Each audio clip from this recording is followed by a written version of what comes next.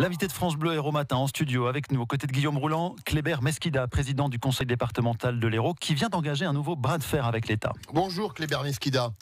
Bonjour et bonne année à tous, vous et vos auditeurs. Bras de fer, les Gilets jaunes voulaient en engager un petit aussi avec vous hier. Un mot là-dessus pour commencer, si vous le permettez. Il y avait la cérémonie des vœux du conseil départemental hier à Béziers.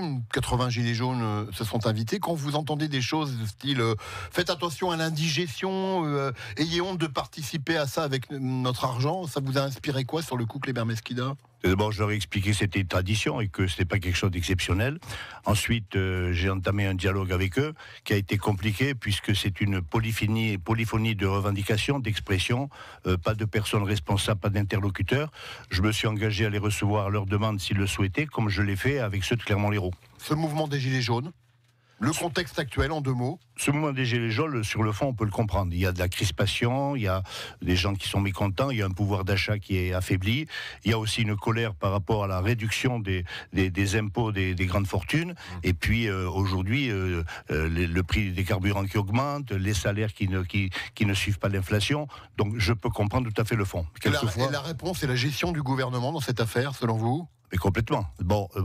La gestion d'une décision qui a été inversée, d'abord alléger les impôts des plus riches pour ensuite rattraper sur des taxes, ça je peux comprendre, mais il y a aussi un manque d'anticipation, de communication et puis d'expression. Lorsque je vois le gouvernement qui s'exprime en polyphonie avec des décisions de ministres qui sont contredites le lendemain par le Premier ministre, lui-même contredit par le Président de la République, je comprends qu'il n'y a pas de clarté, qu'il n'y a pas de vision. Donc sur le fond, je peux les comprendre. Sur la forme, c'est des fois contestable quant aux violences. Alors, Kléber Mesquida, vous êtes donc un peu en colère, vent debout, aussi contre l'État et contre le gouvernement en ce moment, avec cet arrêté que vous avez déposé devant le tribunal administratif pour contester une décision, enfin un arrêté préfectoral qui vous oblige à limiter à 1,25% de votre budget les frais de fonctionnement. Vous êtes allé devant la justice et pour l'instant, vous n'avez pas obtenu gain de cause.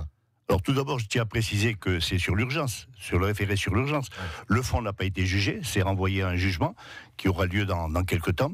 Mais ce n'est pas l'arrêté du préfet que je conteste, c'est l'ordre que le gouvernement a donné à tous les préfets de France. Oui, l'arrêté, il applique l'ordre. Oui, le préfet applique les décisions du gouvernement. Or, ce gouvernement a fixé une augmentation de 1,25% et au-delà, nous sommes pénalisés, nous payons une amende.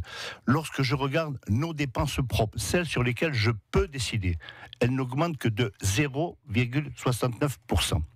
Et lorsque je regarde toutes les dépenses de solidarité, l'insertion, compensation handicap et personnes âgées, ces dépenses-là, elles augmentent sur l'ensemble de 3,40%. Donc, c'est-à-dire que vous êtes hors clou ?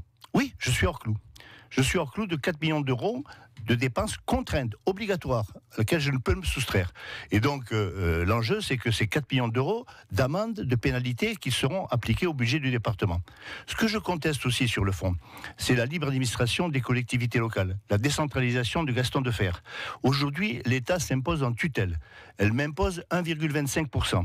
Or, je ne peux pas faire autrement que de payer ce qui est obligatoire. Les prestations sociales, Les prestations sociales, ça, c'est une obligation. C'est obligation. Ouais. Elles augmentent.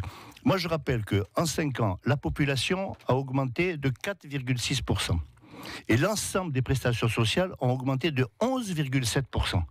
Donc, on voit bien qu'il y a une croissance presque exponentielle. Et que je dois y faire face, c'est une obligation.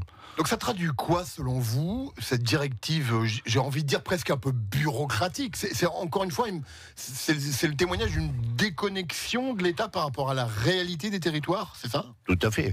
L'État n'est pas au fait des réalités. S'il y avait eu une concertation avec l'ensemble des départements de France, ce qui a été tenté mais qui n'a pas abouti, nous lui aurions pu expliquer au gouvernement que ces dépenses contraintes doivent sortir du lot. Qu'ensuite on nous applique une pénalité sur les dépenses qui sont décidées, des dépenses qu'on pourrait peut-être réduire ou restreindre.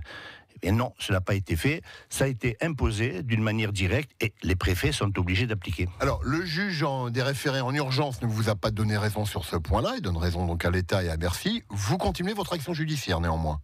Oui, je comprends qu'il n'y avait pas urgence de statuer. Ouais. C'est pas un cas d'importance telle qu'il fallait juger en urgence. Sur le fond, on verra. Mais nous sommes décidés avec plusieurs départements. Et si sur le fond, la décision est confirmée, vous continuez? Si la décision est confirmée, on continuera. C'est-à-dire que vous allez jusque devant le Conseil d'État. Oui, ça c'est l'instance suprême qui va décider si ça répond bien à l'esprit de la décentralisation ou pas. Lorsque on s'administre librement, nous, notre sanction, c'est le suffrage universel.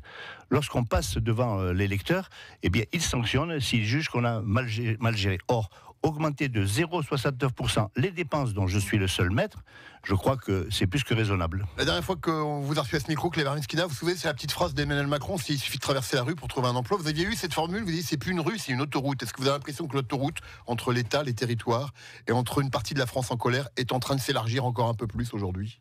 Écoutez, pour la première année, les associations d'élus, associations de maires de France, associations des départements de France, associations des régions de France sont unanimes et braquées contre l'État qui leur impose des décisions qu'ils ne maîtrisent pas et dont on se demande le fond, on se demande l'intérêt. Donc il n'y a aucun dialogue avec ce gouvernement et c'est regrettable parce que toutes ces 3 grandes collectivités, ce sont quand même les interlocuteurs qui gèrent le quotidien des Français. Merci Kléber Meskida, président du conseil départemental de l'Hérault, d'être venu jusqu'à notre micro ce matin. Merci à vous. Bonne journée. Merci à vous, bonne journée. Le coup de gueule